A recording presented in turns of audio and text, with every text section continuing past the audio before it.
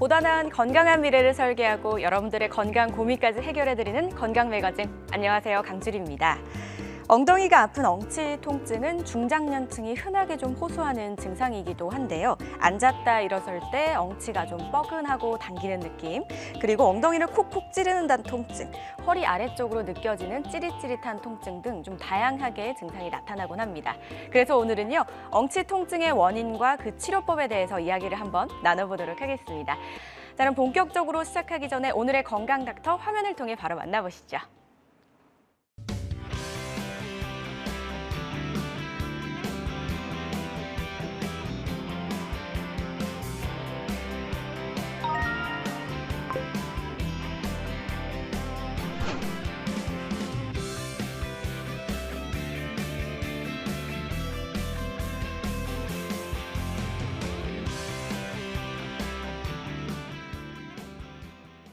오늘의 건강 닥터 나와 계십니다. 우리 가족 척추 건강 지킴이 김병욱 원장입니다. 안녕하세요, 원장님. 네, 안녕하세요, 여러분. 김병욱 원장입니다. 반갑습니다. 네, 반갑습니다. 네. 자, 원장님 오늘 이제 엉덩이 통증 이런 얘기 좀 해볼까 합니다. 엉덩이 통증 참 많은 분들이 호소하시는 증상 중 하나이긴 한데요. 왜 생기는 걸까요?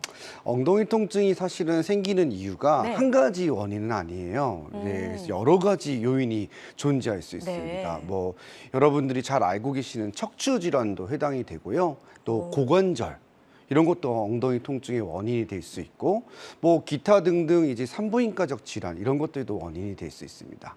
네. 생각보다 좀 다양한 원인이 있는 것 같아요. 저는 뭐 엉덩이 하면 사실 단순하게 엉덩이만 좀 아파서 그런 게 아닐까 했는데 다른 부위의 영향으로 인해서 엉덩이 통증이 좀 올 수 있는 것 같은데 그 예시로 한번 들어보도록 할까요? 네, 한번 환자 사례가 네. 먼저 준비가 됐으니까요. 환자 사례를 한번 보면서 우리가 한번 이야기를 나눠볼까 합니다. 네. 지금 보시면 이제 69세 여자 환자분이라고 되어 있잖아요. 네. 그래서 이제 전체적으로 엉덩이와 허리의 통증이라고 되어 있고, 특히 왼쪽 엉덩이 통증이라고 되어 있죠. 왼쪽 엉덩이요. 네, 그러니까 이제 어떻게 보면 이게 포인트일 수 있는데요. 통증이 한쪽으로 오는 경우가 많습니다. 네, 왜 그런가요? 물론 양쪽도 있는데 네. 왜 그런가는 조금 더 사례를 보면서 약간 방송을 더 보시면서 설명을 더 드려볼게요. 네. 그래서 이제 다리를 꼬우면 아프다 이런 말씀도 하시고, 잘 때 아픈 쪽으로 돌아눕기가 힘들다. 이런 이야기를 하거든요. 예. 지금 연세가 69세니까 아무래도 이 연령대 여성분들한테 통증이 상당히 있을 수 있다는 것을 여러분도 기억해 주시면 좋을 것 같아요. 네. 자, 여러 가지 이렇게 좀 증상을 호소하시기도 합니다. 보니까 지금 검사를 하신 사진도 나와 있거든요. 이 부분도 한번 들어볼까요? 네, 이분이 이제 처음에 병원을 오시게 되면 대부분이 다 이 엉덩이 통증이 생기게 되고 엑스레이 검사라든지 이런 걸 처음에 하시게 되거든요. 근데 이제 통증이 어느 정도 이상 지속되게 되면 이게 엑스레이로는 판단하기가 어려운 경우가 많습니다.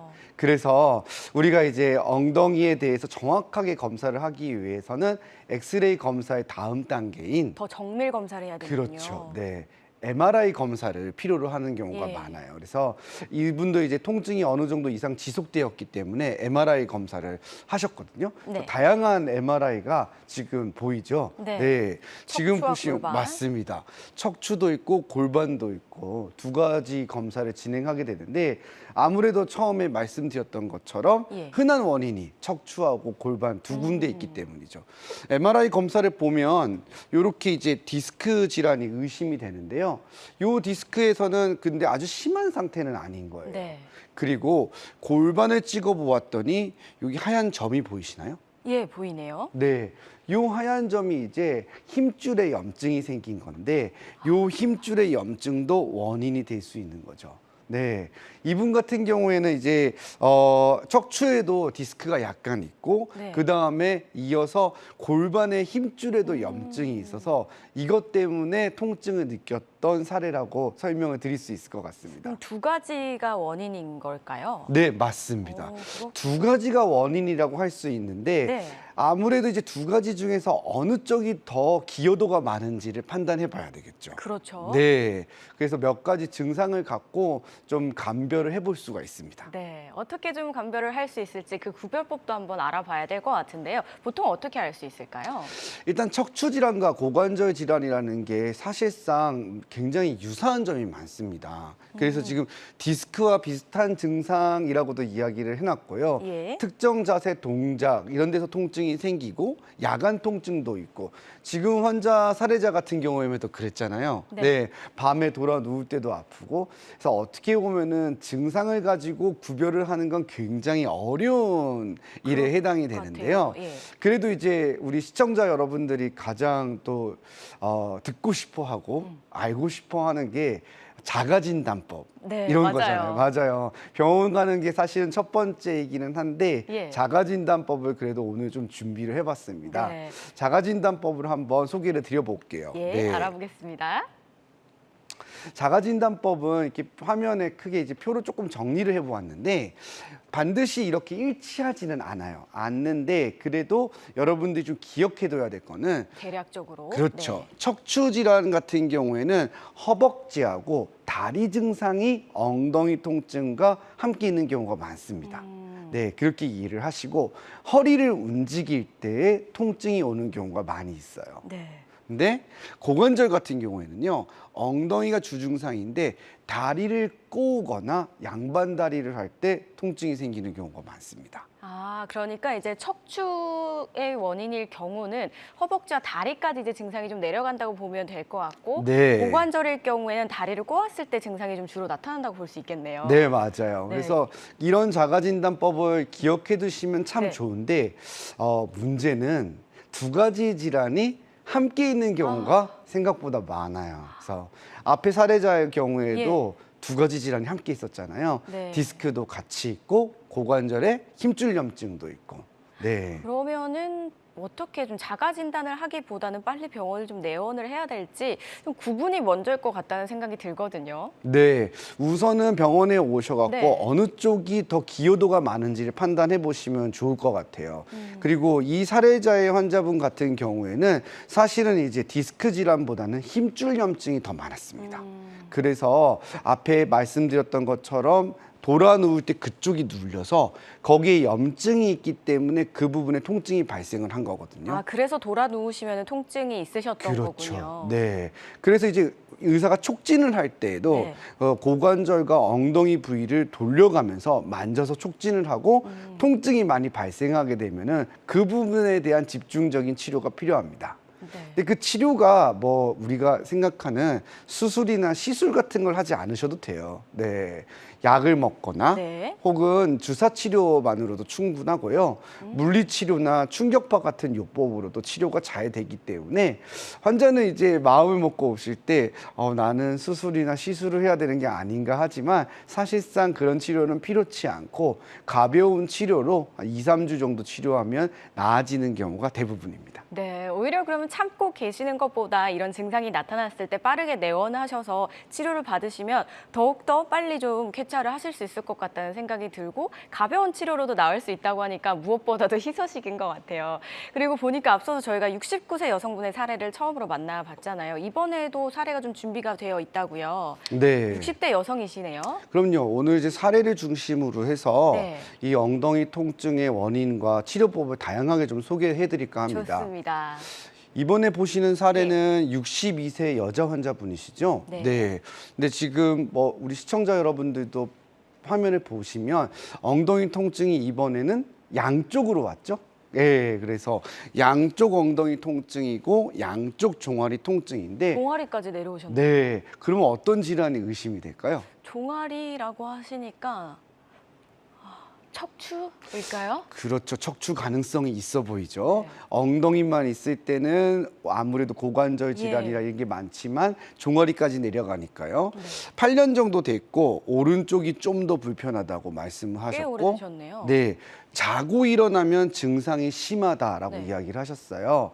그래서 이분 같은 경우에도 우리가 검사를 가지고 설명을 조금 더 해볼게요. 네. 자, 척추 MRI 검사를 찍어봤거든요. 네, 보이시죠? 예. 근데 지금은 사실 이 화면에서 보이는 MRI가 아주 심한 편은 아니에요. 지금 보시면 시청자 상단 부분에 살짝 가려져 있긴 한데 네.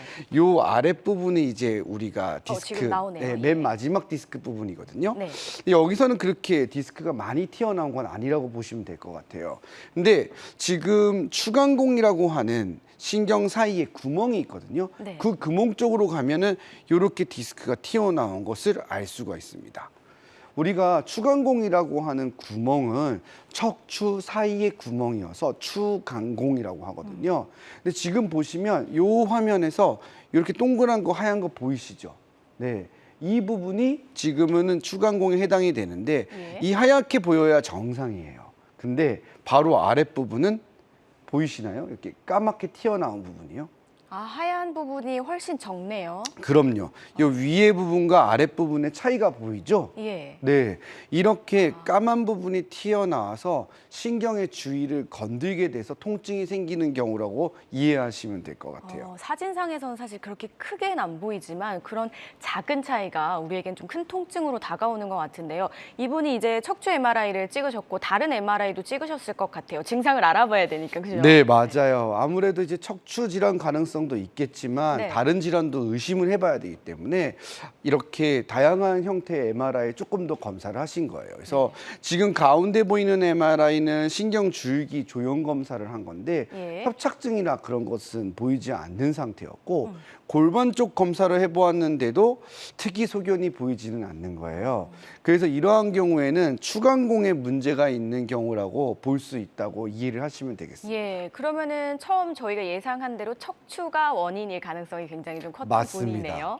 예, 척추가 있어서 이렇게 좀 통증을 호소하셨던 분의 사례였습니다. 환자들마다 치료가는 다를 수 있다는 점 기억해 주시고요. 저희 건강매거진은 지금 김병우 원장과 함께 엉덩이 통증의 원인과 그 치료법에 대해서 이야기 나눠보고 있습니다. 자, 엉덩이 통증 이제 허벅지와 다리 증상까지 나타나게 되면 척추 질환으로 의심을 해볼 수 있다라고 하셨는데 이 척추 질환은 사실 병원을 아무리 다녀도 낫기가 쉽지 좀 않은 것 같더라고요. 주변의 얘기를 들어보니까 진짜 그런가요? 아무래도 척추 질환이 네. 사실은 이제 관절 질환 같은 경우에는 조금 쉬거나 아니면 안정을 취하면 나아질 수가 있어요. 네. 그래서 사실 약만 한 며칠 먹고 1, 2주 정도 쉬어도 되는데 이게 척추 질환은 신경이 눌리는 경우가 많고 또 대부분이 염증이 원인이 돼서 통증을 유발하는 경우가 많아서 네. 거길 직접적으로 해결하지 않으면은 통증이 지속되는 경향이 있습니다. 아. 그래서 조금 치료가 어렵고 예. 병원을 내원하셔서 정확한 진단과 함께 무언가 치료를 받으셔야지 나으세요. 척추는 사실 우리가 조금만 움직여도 힘이 가해지는 곳이기 때문에 더 잘 안 나을 것 같다는 그 개인적인 생각도 들고요. 그리고 그 통증 부위를 정확하게 또 치료를 해줘야 된다고 하셨잖아요. 어떻게 하시면 좋을지 이번에도 또 다른 분의 사례가 준비가 돼 있을까요? 네, 준비가 예. 되어 있고 한번 또 사례 보면서 설명을 또 네. 나눠보도록 할게요.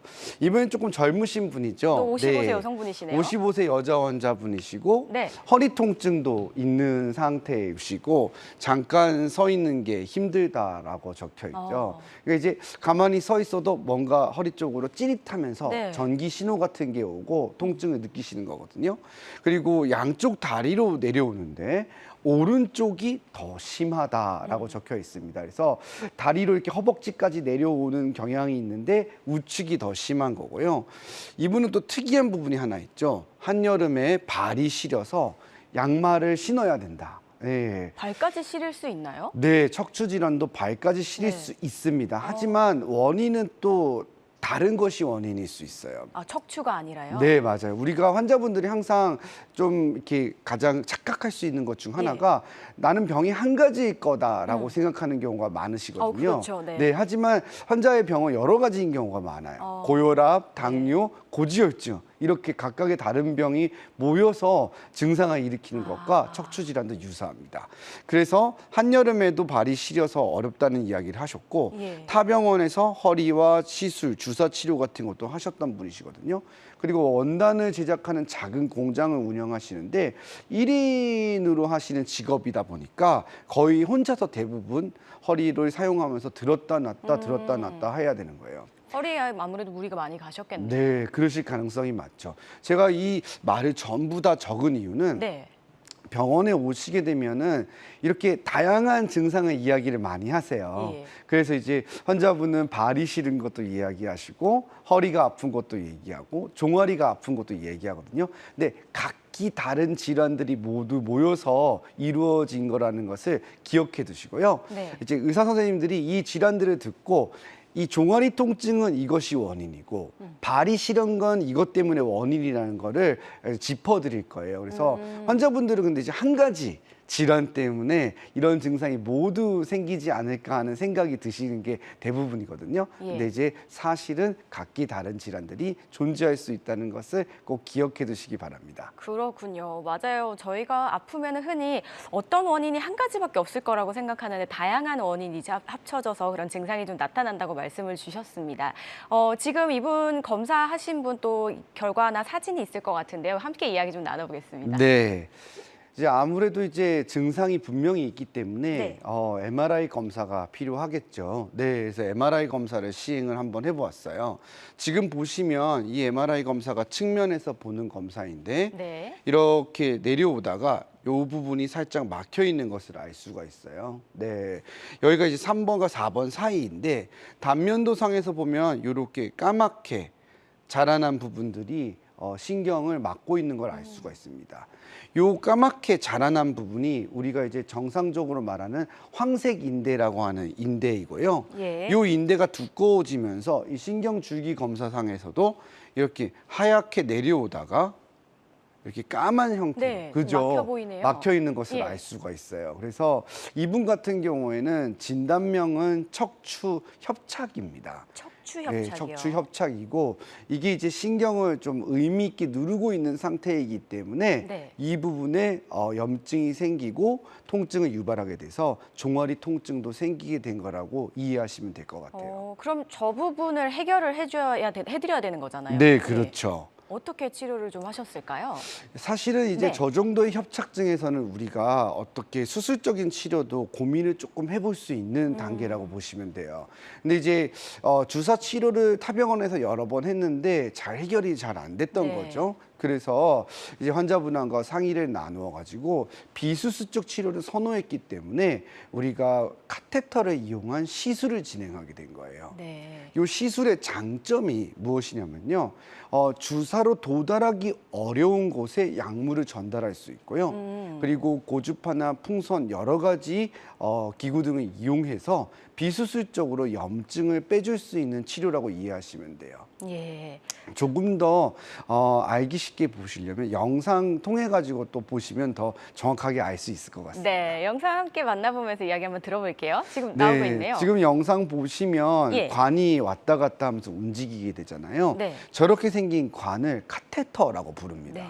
그래서 저 카테터가 움직이면서 조영제를 통해 가지고 이 주위를 관찰하는 거고요. 얇고 긴 걸 말씀하시는 맞습니다. 거죠? 네, 도관이라고도 부르는데 의학적 용어로는 카테터라고 부릅니다. 네. 그래서 저희가 방송에서도 여러 번 소개드리는 신경 성형술, 풍선 확장술, 그리고 꼬리뼈 내시경 레이저 이런 게 모두 카테터 시술에 해당된다 보시면 돼요. 네. 가장 큰 장점은 통증 부위를 정확하게 환자와 소통하면서 알 수 있고 예. 이후에 이제 약물을 전달해서 약물이 바깥쪽으로 새지 않고 정확한 부위에 전달된다라고 이해하시면 됩니다. 네, 얇고 이제 길어서 시술 후에 정확하게 좀 사용을 할 수가 있는 것 같고 이제 수술이 아니다 보니까 크게 이제 좀 칼을 많이 대지 않아도 될 것 같아요. 작은 구멍 정도면 될 것 같아서 시간이 그렇게 오래 걸리지 않을 것 같은데요. 네, 맞습니다. 비절개로 진행되는 시술이다 보니까 아무래도 거의 국소마취 하에 가능하다는 장점이 있어요. 네. 그래서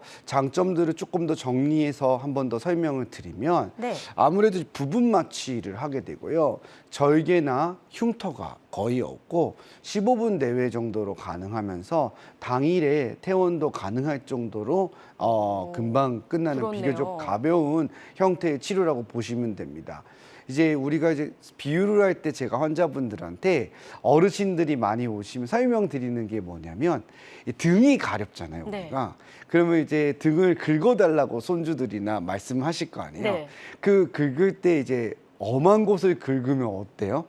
하나도 안 시원하죠. 하나도 안 시원하죠. 비슷해요. 그러니까 주사도 이제 뾰족한 바늘로 되어 있잖아요. 그러다 보니까 그 신경 통로에다가 바늘을 집어넣는 게 위험한 행동이거든요. 그래서 이제 카테터로 안전하게 긁고 싶은 등을 긁을 때 네, 거기를 긁어주는 것처럼 시원하게 뚫어주는 네, 거군요. 맞습니다. 그런 형태로 해서 이렇게 전달이 되어지면은 되는 거고, 아까 시원하게라고 말씀드렸던 것처럼 그래서 이 시술은 환자하고 소통하면서 해요. 네. 시술 중에. 네, 맞아요. 오. 그래서 부분 마취만해서 오른쪽에 느낌 오시나요? 이렇게 물어보고, 지금 제가 자극을 주는 부위가 평상시랑 비슷한가요? 라고 말씀을 드리면 환자분들이 맞다고 거기라고 이야기하시거든요. 네. 네, 그런 형태의 시술이라고 이해하시면 될 것 같아요. 너무 신기하네요. 우리 15분 정도밖에 안 걸리니까 생각보다 금방 끝나는 것 같습니다. 환자들마다 치료의 효과는 다를 수가 있고요. 치료법을 선택하시기 전에 꼭 전문의 상담 후에 신중하게 결정을 하셔야 된다는 거 기억해 주시기 바라겠습니다. 첫 번째는 50대 시청자분께서 다리가 저려서 서 있기도 힘들고 발등과 발바닥 감각도 좀 무뎌지셨대요. 그 이유를 좀 궁금해하셨거든요, 원장님. 일단은 이 시청자분이 질문하신 내용 자체가 네. 사실은 검사가 굉장히 필요한 상황이에요. 그렇게 네. 좋진 않은 상황인가 봐요. 맞아요.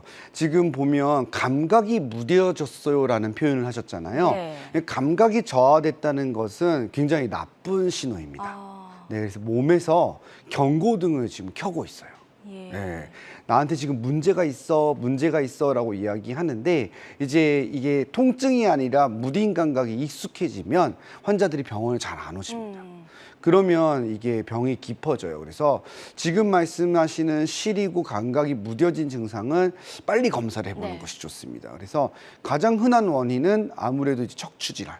네, 협착증은 다양한 증상을 유발하는데 지금 말씀하신 증상을 일으킬 수 있으니까 거기에 대한 검사가 필요하고요. 두 번째는 혈관 질환입니다. 혈관이 막혀서 생기는 경우도 많은데, 그러한 경우에는 혈압과 당뇨 이런 것들을 동반하는 경우가 많아요. 네, 그래서 이 부분도 체크를 같이 해보시는 게 좋은데, 빈도는 척추가 아무래도 조금 더 높다고 설명을 드릴 수 있을 것 같아요. 더 악화되기 전에 빠른 시일 내에 내원을 하셔서 좀 다양한 검사를 진행을 해보셔야 될 것 같습니다. 참고해 주시기 바랄게요. 다음 상담도 바로 만나보겠습니다. 이번에는요, 70대 어머님께서 보내주셨습니다. 협착증 시술을 받았는데도 골반에서 다리까지 통증이 점점 심해지신대요. 네. 어떡하죠? 시술을 받았는데도 이제 증상이 지속되는 경우니까 좀 안타까운 사례라고 할 수 있을 것 같아요. 그리고 70대이시잖아요. 협착증이 가장 호발하는 연령대이기도 하거든요. 근데 이제 우리가 척추에는 다양한 치료 방법이 있잖아요. 이게 적절한 치료 방법이 이제 이루어져야 되는데, 환자분들은 아무래도 수술이라는 거에 대해서 거부감이 많기 때문에 그래도 비교적 안전하고 조금 접근이 용이한 시술을 많이 선택하시는 것 같아요.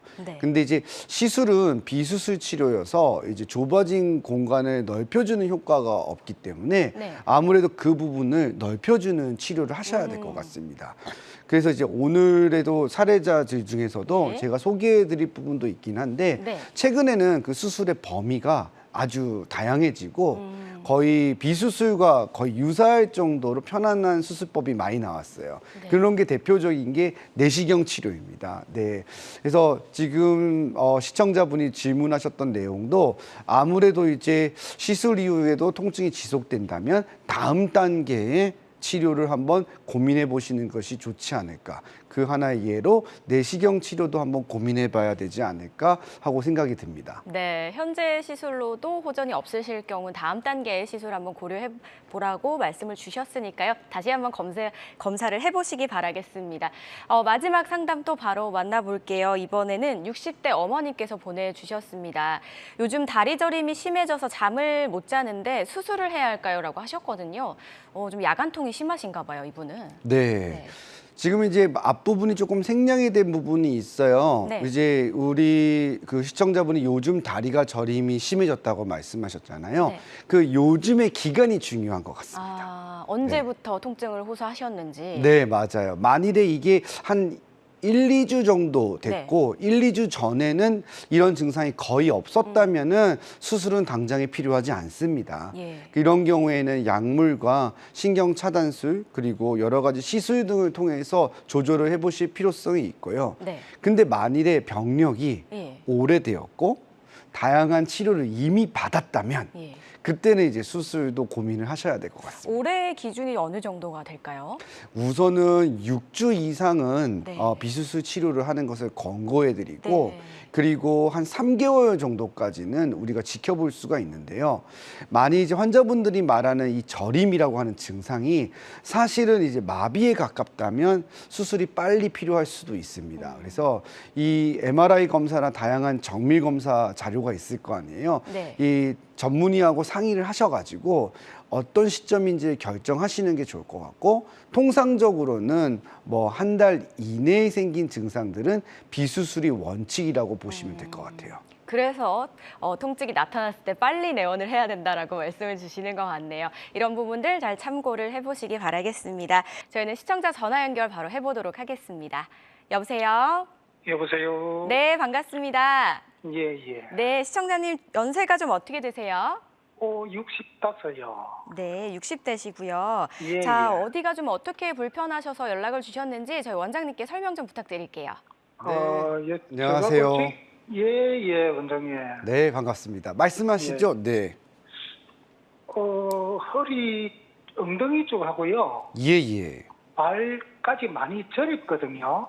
그렇군요. 네. 그래가지고 지금 마치 그 통증 클리닉에 진료를 한번 받았는데요. 네. 그러니까 엉덩이 쪽에 저리면 절반 정도 줄었고요. 예. 발바닥에 저리면 엉덩이 저리면 다 나아진 것 같고 네네. 발바닥은 한 절반 정도 치유가 된 것 같아요. 네. 근데 여기서 이제 계속 치료를 해야 되는 건지 네. 여기 한 3년 전에도 치료를 한 받았거든요. 같은 병원에서. 네네. 그래 하고 나서 한 3년 만에 재발이 된 것 같은데 네. 이게 뭐 계속 재발이 되는 건지 네. 뭐 다른 치료 방법이 있는지요. 알겠습니다. 지금 이제 말씀하신 내용을 정리해 보면은 이제 증상이 여러 번 있는 건데요. 예. 지금 이제 신경치료라는 걸 했을 걸로 추정이 돼요. 예. 그게 뭐냐면 이제 엎드려서 했습니다. 맞아요. 어떤 화면을 보면서 주사를 놔주는 거죠. 예. 맞으면은 엉덩이에서 다리까지 타고 내려가는 느낌이 나요. 맞습니다. 맞아요. 그게 이제 신경 차단술을 한 거거든요. 예. 가장 적절한 치료를 하신 것으로 생각이 됩니다. 제가 알기로는 그분이 꽤 좀 유명한 사람이거든요. 그렇죠. 유명한 선생님들이 요즘 정말 많으시고 예. 이런 신경 치료는 정말 상향 평준화가 될 정도로 대한민국 선생님들이 얼마나 우수한지 아실 거예요. 근데 이제 상태를 정확하게 확인하려면은 MRI 검사를 좀 통해서 정말 얼마나 좁아졌는지를 확인하는 것이 중요합니다. 네. 근데 척추관 협착증도 좀 앓으셨나 봐요. 네, 맞아요. 척추관 협착증 때문에 이 주사를 했을 가능성이 제일 높아요. 네. 근데 이제 그 MR 검사를 통해 가지고 협착증의 정도를 파악하는 게 1번이고요. 네. 나머지는 이제 질문하신 내용 두 가지를 답해 드리면 예. 효과가 있다면은 주사 치료를 계속해 볼 수 있습니다. 하지만 내가 증상이 100%인데 지금 한 20% 남았어요. 그러면 네. 이제 나머지는 좀 시간 경과가 필요할 수 있고 예. 약물로 마무리하는 게 좋아요. 근데 네. 나는 주사 치료 이후에도 좋아지긴 했는데 아직 너무 불편하다. 나는 아직 너무 힘들다면 다음 단계를 생각해야 됩니다. 그리고 재발이 되는 원인을 물어보셨거든요. 네. 이것도 정밀 검사를 통해서 얼마나 좁아졌는지를 확인하는 것이 1번이고요. 두 번째는 이 이유가 생활 습관하고 관련돼 있기 때문입니다. 사실상 협착증이 되었든 디스크가 되었든 고관절 질환이 되었든 간에 생활 습관과 연관이 많이 되어 있어요. 그래서 이제 우리가 막 어떤 무리하게 냉장고를 들다가 생기는 경우는 없고요. 예. 특별한 이벤트 없이 일상생활 속에서 데미지가 축적되어서 생기는 경우가 많습니다. 그래서 전반적인 생활 습관을 개선하셔야 돼요. 네. 그런 것들도 이제 정확한 검사와 함께 나의 척추 상태를 확인해보고 한 번쯤 점검받아 보시는 것을 저는 추천드리고 싶습니다. 그렇군요. 자, 이렇게 좀 차곡차곡 쌓여서 한 번에 이제 통증이 좀 발현이 되는 것 같습니다. 이렇게 말씀해주신 부분 참고를 해보시기 바랄게요. 또 저희가 전화상이다 보니까 정확한 진단은 아니기 때문에 가까운 병원에 내원하셔서 다시 한번 검사를 꼭 받아보시고 캐치하시길 바라겠습니다. 전화 주셔서 고맙습니다. 저희는 다음 전화도 한번 연결해 볼게요. 여보세요? 예, 네, 반갑습니다. 시청자님. 예, 네, 전화 주신 분 연세가 좀 어떻게 되실까요? 80이요. 예, 83이고요. 자, 어떻게 좀 불편하신지 저희 원장님께 설명 좀 부탁드릴게요. 네, 안녕하세요. 김병우 원장입니다. 네, 예, 반갑습니다. 저는 김극혁인데요. 예, 예. 80이거든요. 목소리가 너무 젊으신데요? 그러게요. 네. 그래서 그런 말씀을 듣긴 들어요. 예, 저기요, 네. 제가 허리가 한 1m만 걸어가면은 이제 네. 꼬부라지기 시작해요. 아이고, 그러시군요. 5m 이상 가면 그냥 도저히 허리를 꿰쳐가지고 가야 돼요. 그러면 일상생활에서도 허리를 펴기가 힘드시겠군요. 그래서 한 2, 3년 전부터는 허리 꺾고던 일을 해요. 저 시골에 있어요. 네, 네. 예, 그래서 그냥 소파만 조금 주고 그래요. 그러시군요. 그러면 지금 이걸로는 검사나 치료를 받아보신 적은 있으세요? 그냥 그 시골 의원회한테 갔더니 예, 예. 뭐라고 하냐면은 뭐 허리 그 꼬리뼈에다가 주사를 놓대요. 아, 네. 신경주사를 맞으신 것 같아요, 어르신. 네. 예, 근데 그게 한 3, 4년 전에 한 번 맞고 한 2년 전에 맞고는 안 맞았어요. 처음 그냥- 주사는 효과가 얼마나 가던가요? 잠깐 뭐 한 몇 개월, 3개월 이내에 없어져 버려. 네, 그래도 오래 간 겁니다. 3개월 정도면요. 네. 예, 3개월 많이 넘어가들 않을 것 같아요. 예, 예. 그래도 2번 맞았어요. 그 주사. 2번 맞으셨고, 네. 지금은 그러면 다른 MRI 검사라든지 그런 건 해보신 적은 없으신 거고요? 그 뒤로 맞은 치료는 안 맞았어요. 안 먹고, 그러셨군요. 약도 안 먹고요. 약도 안 드시고 계시고. 그러면 네. 지금은 어떠세요? 허리가 구부려지는 게 많이 괴로우세요? 아니면은 그다지 허리가 꼬부라지면 못 가고 서라져요. 제 생각에는 어르신 예. 지금 증상은 이제 연세 대비 예. 어떻게 보면은 나이 들면 생길 수 있는 일이지 하실 수는 있겠지만 예. 지금은 100세 시대잖아요. 예. 그래서 꼿꼿하신 분들은 꼿꼿하시거든요. 예. 그래서 제 생각에는 검사를 해서 협착의 정도를 파악을 한번 해봐야 돼요. 엑스레이는 뼈만 보는 검사이다 보니까 사실은 의사가 이럴 수 있겠다라고 정도만 설명을 드릴 수 있거든요. 근데 이제 꼬리뼈 쪽으로 신경 주사를 했을 때 그래도 몇 개월 정도 효과가 있다는 뜻은 허리의 상대적으로 아래쪽 4번, 5번이나 아니면 요천추부에 병이 있을 가능성이 높아요. 그래서 예. 정밀 검사를 해서 이 원인을 찾으시는 게 좋고, 마지막으로 제가 우려되는 부분은 네. 이게 꼬부라지잖아요. 이게 펴지지 않기 시작하면 계속 꼬부랑 할아버지가 됩니다. 그래서 고정되기 전에 빨리 체크를 해봐서 하루빨리 가셔야겠네요. 맞습니다. 여러 가지 치료법이 많아요. 요즘은요. 그래서 80세도 90세도 다 받을 수 있는 치료 방법이 많기 때문에 체크하면 또 허리 펼 수 있는 경우도 있을 수 있기 때문에 꼭 진료를 받길 부탁드리겠습니다. 네. 자, 이렇게 궁금해서 저에게 전화를 주신 만큼 치료에 의지가 있으신 것 같으니까요. 가까운 병원에 내원하셔서 정밀 검사를 좀 받아보시면 좋을 것 같아요. 꼭 참고를 해보시기 바라겠습니다. 전화 주셔서 고맙습니다. 저희 앞서서 예후가 좋았던 치료 사례 만나보면서 치료법 이야기까지 좀 나눠보고 있었잖아요. 다음 사례는 어떤 분이실까요? 네, 오늘 주제가 엉덩이 통증이잖아요. 네. 그래서 당연히 또 엉덩이 통증 환자분이시고 예. 이분은 이제 왜 엉덩이가 아픈지 어떤 치료를 받았는지 제가 간략하게 소개를 하도록 하겠습니다. 이분 같은 경우에 이제 68세 남자 환자분이시고 이번엔 남성분이시네요. 그렇죠. 예. 오른쪽 엉덩이 통증이 가장 심하다고 말씀을 하셨어요. 그리고 오전에 통증이 심하고 운동을 많이 하고 매우 활동적인 분이시거든요. MRI하고 검사 등을 조금 보여드릴게요. 네. 보시면 척추 MRI 검사를 했고 신경이 눌리는 부분과 디스크가 관찰이 되었습니다. 그래서 지금 이 화면에서 보시면 이렇게 까만 색깔이 보이시죠? 이 부분이 보이시나요? 네, 좀 더 짙네요. 네, 이 부분에 이제 디스크가 터진 조각이 박혀 있는 거라고 보시면 돼요. 네. 근데 중간에 있는 MRI를 보면 네. 협착증이 함께 있는 상태예요. 그래서 황색 인대가 두꺼워지고 그 두꺼워진 협착증 안에 이렇게 디스크 조각이 들어가서 환자의 통증을 유발시킨 사례라고 보시면은 이해가 빠르실 것 같습니다. 예.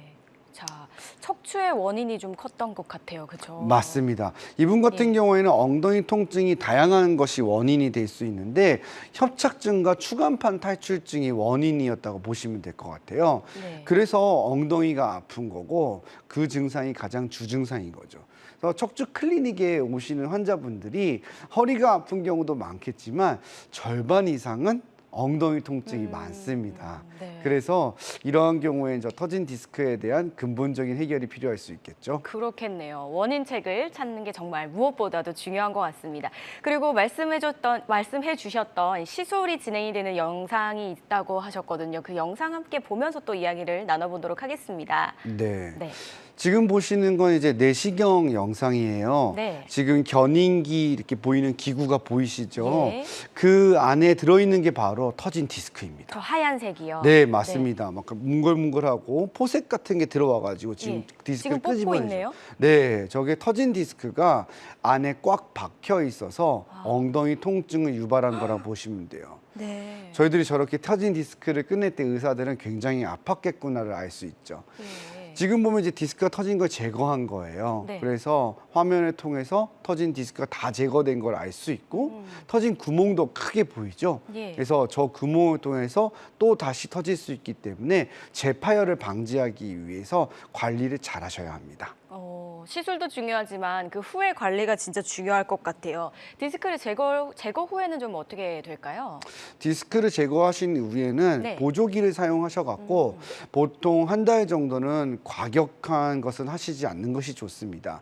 이분은 액티비티가 굉장히 많으신 분이었어요. 네. 여러 가지 등산, 뭐 MTB 바이크도 타시고 나이에도 불구하고 한동안 자중하셔야겠네요. 맞아요. 네. 그래서 근데 이제 내시경 같은 경우에는 아무래도 척추 내시경으로 치료를 하다 보면은 통증이 굉장히 적다는 게 아주 큰 도움이 돼요. 그리고 이렇게 활동적이고 액티비티가 있으신 분들은 이게 삶의 낙이거든요. 네. 근데 이제 나중에 허리를 수술해서 근육이나 인대가 손상되어서 이런 운동을 못 하게 되면은 너무 슬프죠. 너무 슬프죠. 그리고 우리가 제일 싫어하는 척추 수술은 핀 박는 나사목 고정술이잖아요. 그런 거라면 이제 삶의 질이 제한이 돼 버리기 때문에 이런 우려가 많은데 척추 내시경을 통해서 하게 되면은 근육과 인대도 보존되기 때문에 활동에도 큰 제한이 없을 수 있다는 장점이 있습니다. 네. 하지만 여러분들이 꼭 기억해 두셔야 되는 거는 디스크 질환은 재발이 있을 수 있기 때문에 굉장히 관리가 중요하다는 것을 꼭 주치의랑 상의하시길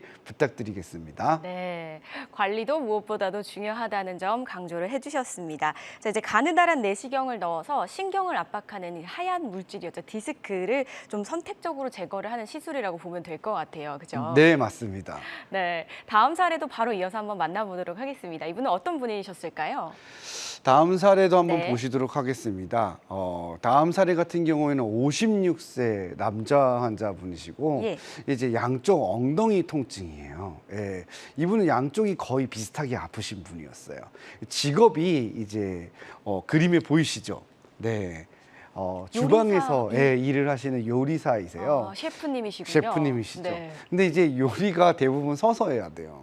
그렇죠, 맞아요. 그렇죠. 앉아서 하는 요리는 진짜 없거든요. 네, 네. 그러다 보니까 하루 종일 서서 일하게 되고 서 있을 때 엉덩이가 아파가지고 그러시면서 간혹 다리로 내려오는 거예요. 땡기는 것이. 네. 예, 그러면서 우측 다리가 당기고 마지막에 오실 때는 우측 다리가 마비가 오는 것 같은 느낌도 받았다라고 하고 내원하신 그런 사례입니다. 예. 자, 이분은 어떻게 검사를 하셨고 예후가 어떠셨는지도 한번 설명을 이어서 들어볼까요? 네. 지금 보시면 이제 MRI 검사를 진행을 하게 된 거죠. 네. 진행을 했고 지금 이제 척추관 협착증으로 진단이 됐어요. 지금 보시면 요 MRI 가운데 화면에서 계속 비슷한 설명을 제가 자주 드리잖아요. 요 구멍이 넓어져 있어야 되는데 이 구멍이 좁아져 있는 거예요. 그래서 중간에 있는 그 황색 인대라고 하는 인대가 두꺼워지면서 신경을 누르게 되었고 지금 이렇게 신경 조영술 검사상에서도 까맣게 막혀 있는 걸 알 수가 있죠. 네. 네, 이렇게 신경이 위에처럼 이렇게 하얗게 내려가야 되는데 협착증이 생겨서 막힌 거죠. 두 군데가 막혀 있는데 그러시네요. 네, 4번과 5번이 굉장히 심하게 막혀 있던 사례라고 보시면 되겠습니다. 이제 이렇게 설명을 듣고 사진을 보다 보니까 너무 많이 아파 보이세요. 저렇게 막혀 있는 분 뵈면. 자, 좀 치료가 잘 이루어졌으면 하는 바람인데요. 저희가 척추경, 내시경 이제 치료법에 대해서 이야기를 좀 나눠보고 있었잖아요. 어떤 분들이 치료를 받으시면 좀 좋은 효과를 볼 수 있을지 한번 이야기를 좀 들어보도록 하겠습니다. 어떤 분들이 받으면 좋을까요? 고려 대상이신 분들 이야기 들어볼게요. 네, 치료를 이제 척추 내시경 같은 경우에는 최소 침습 수술 방법이다 보니까 아무래도 이제 다음과 같은 환자분들한테 좀 더 추천이 많이 됩니다. 첫 번째는 이제 기존의 시술 방법으로 효과가 없는 환자들입니다. 아무래도 이제 시술 방법이라는 것이 여러 가지가 있는데 대부분은 카테터 시술을 하게 되거든요. 그러니까 비수술 치료인 경우에는 넓혀주는 효과가 없기 때문에 이런 단점이 있어서 내시경을 이용해서 넓혀주면 좋고요. 네. 두 번째는 주사 치료를 많이 받은 환자분이에요. 오늘 시청자분들 연결해서도 이런 주사 치료 이야기가 나왔잖아요. 네. 시술 이야기도 나오시고 이러한 경우에는 이제 염증만 제거하는 것으로는 조금 어려운 거죠. 그래서 그런 부분에서 아마 여러분들이 아시면 좋을 것 같고 사진을 잘 보면 네. 시청자 여러분들 입장에서는 아까 뭐 이 시술 받은 사람이나 이 시술 받은 사람이나 다 비슷비슷해 보이거든요. 그러니까 이제 그걸 판단해 주는 거는 의사의 몫이에요. 그렇군요. 예. 시청자분들은 사실 잘 모를 수 있죠. 그렇죠. 다 보면 비슷비슷해요. 맞아요. 그래서 이걸 판단해 주는 거는 아마 우리 선생님들의 몫일 것 같고 네. 앞에 두 가지로 인해서 고생을 많이 하게 되면 하시는 게 좋고요. 세 번째, 네 번째를 보시면 아무래도 이런 사례들이 빠른 회복이 되고 일상생활 복귀가 금방 되기 때문에 이런 분들한테 아무래도 추천이 많이 됩니다. 그래서 현대인들은 좀 짧은 입원 기간을 필요로 하고 예. 빨리 일을 하셔야 되는 경우가 많거든요. 맞아요. 그런 경우에도 저희가 좀 추천드릴 수 있는 치료 방법이고요. 치료 후에 운동과 적극적인 관리가 중요하고 또 연령이나 이런 동반 질환이 있어서 기존의 수술 방법으로는 치료가 매우 어렵다. 네. 이러한 분들한테도 내시경 치료가 적극적으로 추천된다고 말씀드릴 수 있을 것 같습니다. 네. 어떤 분들이 치료를 받으시면 더욱더 효과가 좋으실지 고려 대상에 대한 이야기까지 들어봤습니다. 저희는 전화 연결 한번 해볼게요. 여보세요? 안녕하세요. 네, 반갑습니다. 네. 예, 전화 주신 분 나이가 좀 어떻게 되실까요? 지금 57이요. 네. 57이시고 네. 지금 전화 주신 분의 상태를 상담을 원하시는 걸까요? 네네. 아, 예, 알겠습니다. 저는 원장님께 설명 좀 부탁드릴게요. 네, 네. 안녕하세요. 김병우 원장입니다. 안녕하세요, 원장님. 아유, TV 오늘 보다가 목소리가 너무 다 젊으셔가지고 네. 30대 같으세요? 따님이 전화했는 줄 알았어요. 네. 아니, 제가 한 7년 전에 네. 디스크 협착 수술을 했어요. 4, 5번. 아, 그렇군요. 네. 그래서 좋아져서 잘 활동을 하다가 최근 한 5개월 전부터 네네. 고관절이랄까 Y존 부분이 그렇죠. 네. 너무 불편해서 사타구니 있는 데죠? 예, 맞아요. 그러니까 병원을 가도 딱히 뭐라고 이제 말씀을 잘 못 해주시고 그래서 다시 그 수술한 병원을 가서 네네. 원래 한 이렇게 7년 정도 지나면 네네. 이런 증상이 나는지 어쩐지 궁금해서요. 아, 그러면 지금 사타구니가 뭘 할 때 제일 많이 아프시죠? 쭈그릴 때 하고요. 쪼그릴 때? 예. 네. 쭈그리는 걸 잘 못하고 앉았다가 그러면 지금 숙인다는 뜻이에요? 아니면은 이렇게 바닥에 쪼그리고 앉는다는 뜻이에요? 예, 김매는 자세, 어떤 자세요? 김매는 자세 밭에서. 아, 김매는 자세. 굉장히 오랜만에 들어서 제가 못 알아들을 뻔했어요.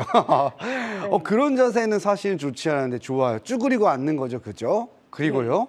또 어떤 때 그리고 힘들죠? 의자에 앉았다가 좀 오래 앉았다가 일어서면 제대로 못 걸어요. 제대로 못 엉거주춤 걸고요. 엉거주춤해지고. 네. 그러면 그 사타구니가 한쪽으로만 오나요? 양쪽이 그런가요? 처음에는 한쪽으로 오다가요. 네. 한 보름 전부터는 양쪽도 또 아픈 것 같은. 아픈 것 같은보다는 좀 분명한 증상이 있을 거는 같은데. 양쪽이 다 그런 증상이 온나 이런 느낌? 아, 느낌이에요. 네, 그러면 네. 혹시 양반다리를 한다든지 다리를 꼬을 때는 어떠세요? 할 때는 괜찮아요. 아, 하고 괜찮아요. 나서는 하고 나서 할 때는 괜찮고 하고 나서는 증상이 생긴다는 거군요. 네, 네. 그러면 사타구니는 우리가 앞쪽이잖아요. 네, 네. 그 뒤쪽으로는 혹시 느낌이 오는 건 없어요? 옆구리나? 그건 없어요. 그건 없고요. 지금은 증상 자체는 참 애매한 것 같아요. 그래서 이제 사진을 찍어봐도 제가 이렇게 표현하면은 죄송할 수 있는데 애매한 상태인 거예요. 그래서 엑스레이를 찍었을 때나 혹은 MRI 검사를 해보아도 수술했던 환자 같은 경우에는 수술 후에 변화가 있잖아요. 그러다 보니까 이게 조금 애매해요. 증상은 조금 불분명은 한 것 같아요. 이야기를 들어봤을 때는. 그래서 이제 선생님들이 그렇게 똑부러지는 표현을 못 하시는 것 같고, 만일 저 같은 경우에는 이러한 경우에는 보통 물리치료 중에서도 특히 충격파 같은 걸 집중적으로 권해드려요. 왜냐하면은 골반 밑에 있는 힘줄이 약화되거나 힘줄 염증인 경우에 이럴 수가 있거든요. 그러면 이러한 경우에는 아무래도 이런 형태의 집중적인 물리치료를 해주면 좋아지는 경향이 있습니다. 물리치료를요? 네. 예. 하지만 만일에 엑스레이 검사만 했고 MRI는 아직 안 해봤다. 그러면 검사를 해봐야 돼요. 근데 수술하신 병원을 내원했으니까 지금 아마 시간 관계상 지금 상담이 잠깐 종료가 됐는데 네. MRI 검사를 하고 뭐 특별한 것이 없었을 때 전제하에 드렸던 말씀이고 만일에 제가 생각했던 거와는 다르게 단순 방사선 엑스레이만 한 상태라면은 조금 더 정밀하게 보시는 것을 추천해 드릴 것 같습니다. 예. 자, 말씀을 해주신 걸 토대로 한번 병원에 내원을 해보시면 좋을 것 같다라는 생각이 드네요. 잘 참고를 해주시길 바라겠습니다. 자, 이렇게 전화는 한번 마무리해보도록 하겠습니다. 저희 앞서서 다양한 이 치료 방법, 시술 방법에 대해서 좀 이야기를 나눠봤잖아요. 그런데 수술이 꼭 필요하신 분들도 계실 것 같아요. 어떤 네, 분들이실까요? 맞아요. 수술이 꼭 필요하신 분들도 계셔요. 네. 우리가 이제 척추에 수술을 하면은 제일 먼저 생각하는 게 핀을 고정하는 유합술이라고 하는 수술이잖아요. 유합술이요? 네, 맞아요. 그런 수술 같은 경우에는 사실은 이제 꼭 필요한 경우가 있을 수 있어요. 네. 제가 사례를 보면서 짧게 이야기를 한번 해볼게요. 네. 지금 보시면 유합술 같은 경우에는 예. 이분이 이제 60세 여자 환자분이신데 다리 통증이 있고 최근에는 일주일 간격으로 신경 주사를 지속적으로 맞았고 그리고 MRI 검사상에서는 4번, 5번 사이에 중증 협착증이 진단이 된 거예요. 뭐 이 정도만 하더라도 막혀 있는 게 거의 확실한데 많이 막혔다고 해서 반드시 유합술을 하지는 않아요. 내시경 같은 걸로 감압술도 충분히 가능한데 이분은 문제가 바로 흔들거림증이 있는 거예요. 그래서 척추가 앞쪽으로 밀리면서 흔들거리고 있는 상황이기 때문에 이러한 경우에는 감압술만, 내시경만 치료해서도 해결되지 않는 경우가 많을 수 있습니다. 그래서 이러한 경우에는 이렇게 치료 전후에 고정을 시켜줘야지 네. 환자의 증상이 완전히 해결되는 사례라고 보시면 될 것 같고요. 네. 제가 정리를 해서 말해보면은 불안전증이 심하거나 완전히 변형된 형태거나 완전히 앞뒤로 다 막힌 형태에서는 이렇게 바로 맞춰주는 것이 좋을 것 같다. 이렇게 네. 이해하시면 될 것 같아요. 예, 자, 유합술에 관련된 이야기까지 모두 들어봤습니다. 모든 치료법에는 부작용이 따를 수가 있고요. 개인마다 치료 효과가 다르다는 점, 전문의 충분한 상담을 통해서 치료법을 선택해야 된다는 점이 무엇보다 중요하다는 거 기억해 주시기 바라겠습니다. 지금까지 김병원 원장이었습니다. 오늘 좋은 말씀 고맙습니다. 네, 감사합니다.